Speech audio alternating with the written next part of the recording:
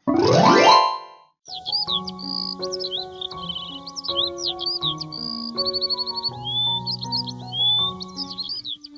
গ্রামে পাশাপাশি দুই ভাই বাস করত।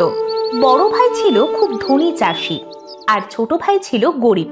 ছোট ভাই পড়াশোনা কিছু জানতো না। বড় ভাই এই সুযোগে ছোট ভাইয়ের কাছ থেকে সব জমি লিখে নিয়েছে। সামান্য একটু জমি দিয়েছে, যা দিয়ে তাদের কোনো রকমের সংসার চলে। ওগো, তুমি ওই গাছের নিচে বসো, আমি ওই জমিটুকু কুপিয়ে আসছি। তুমি আগে এসো, ভাত খেয়ে নাও। ভাত যে ঠান্ডা হয়ে গেল, কাজ পরে করো।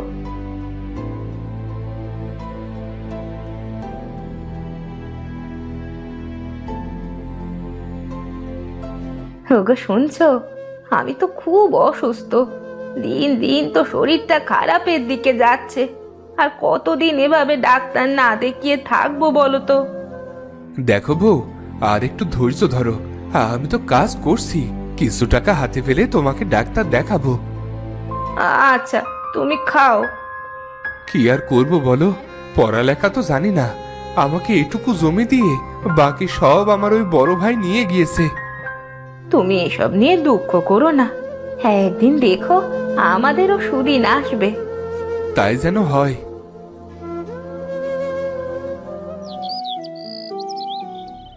ওগো শুনছো, তোমার ভাই আর ভাইয়ের বউ সারা দিন তো কাজ করে। ওদের দেখে আমার একটুও সহ্য হয় না।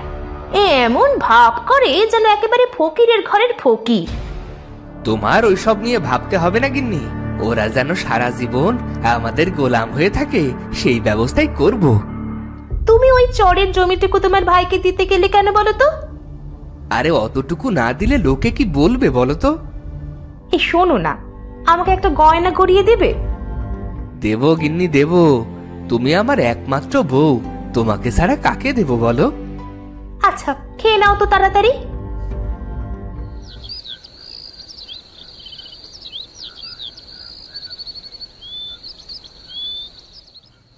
হঠাৎ একদিন রাতে ছোট ভাইয়ের বউ খুব অসুস্থ হয়ে পড়ে। ও গো শুনছো, আমার বুকে কেমন ব্যথা করছে গো। আমি যে শ্বাস নিতে পারছি না। কি হলো তোমার গিন্নি, এমন করছো কেন? আমি মনে হয় আর বাঁচবো না, আমার খুব কষ্ট হচ্ছে। না না, তুমি কোনো চিন্তা করো না, তোমার কিচ্ছু হবে না। আমি তোমার কিচ্ছু হতে দেব না। আমার খুব কষ্ট হচ্ছে গো, তুমি আমাকে বাঁচাও। তুমি একটু ধৈর্য ধরো, আমি আসছি।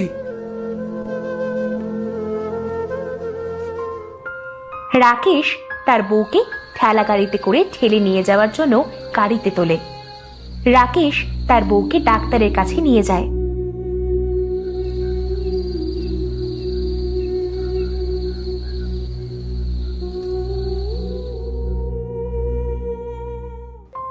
আমার বউকে বাঁচান ডাক্তার।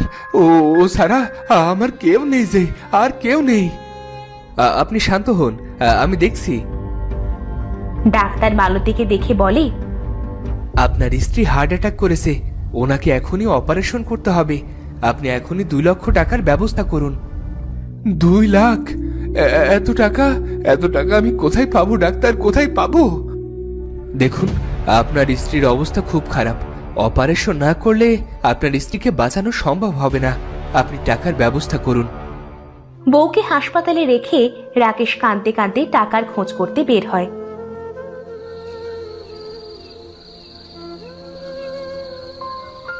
সে তার বড় ভাইয়ের বাড়িতে যায়।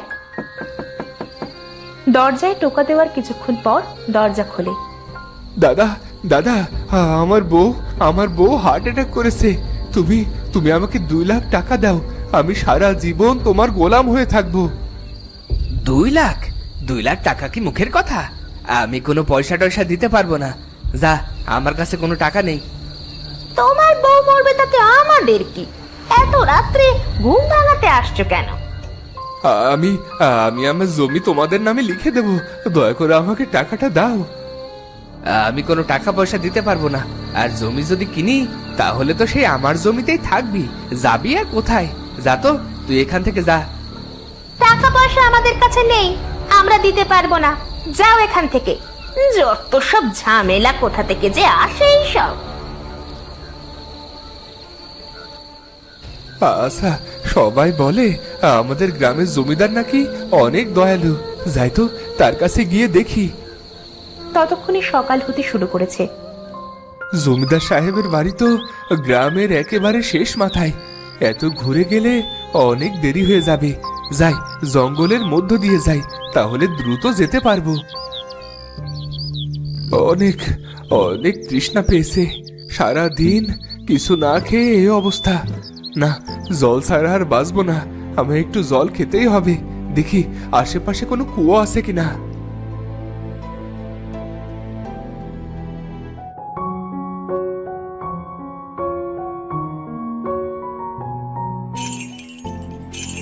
আরে, এ কি?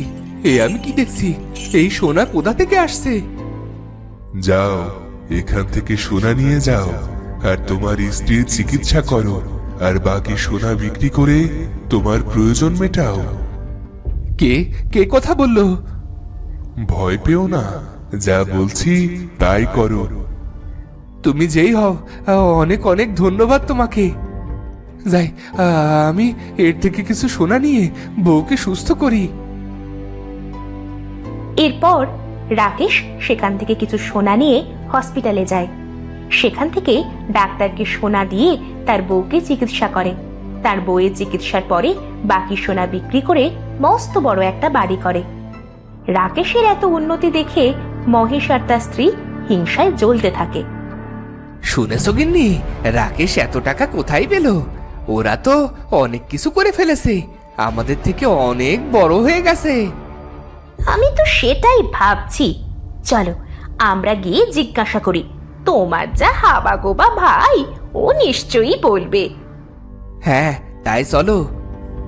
এরপরে মিতালি আর মহেশ রাকেশদের বাড়িতে যায়।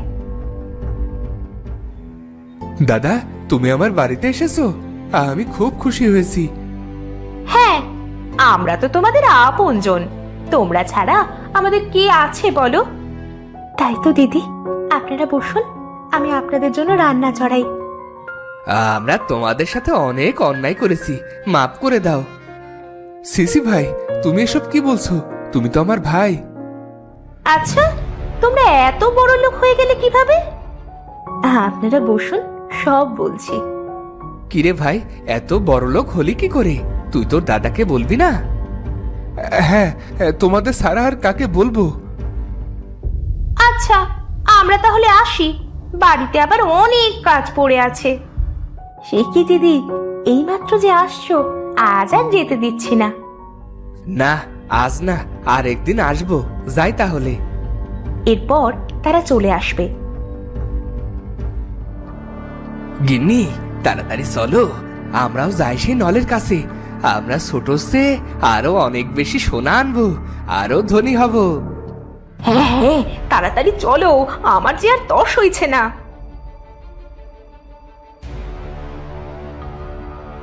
এরপর তারা সেই ট্যাপের কাছে যায়। ট্যাপ ছাড়ে, কিন্তু কিছুই বের হয় না। ওগো, এ তো দেখি কিছুই বের হয় না। তোমার ভাই কি মিথ্যে বললো তাহলে?